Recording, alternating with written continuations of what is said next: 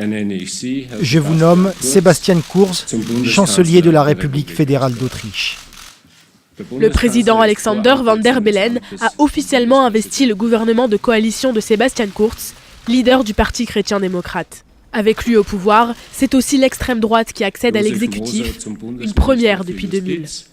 Le leader du FPÖ, aux côtés du désormais chancelier, peut se féliciter d'obtenir 6 portefeuilles ministériels, dont 3 postes régaliens.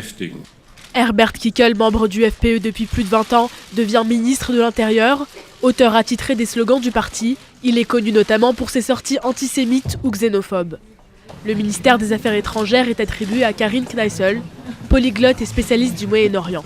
Cette universitaire de 52 ans n'aurait pas peur de la controverse selon les médias autrichiens et elle n'hésite pas à se déclarer pro-Assad. Mario Kunacek est nommé ministre de la Défense. Cet ancien sergent de l'armée fait partie des jeunes dirigeants du FPÖ. Face à 2 partis eurosceptiques officiellement au pouvoir, le président Van Bellen, un écologiste et pro-européen, veut rester philosophe.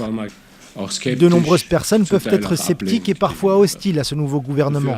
Je peux le comprendre, mais c'est la démocratie. La pluralité d'opinions existe.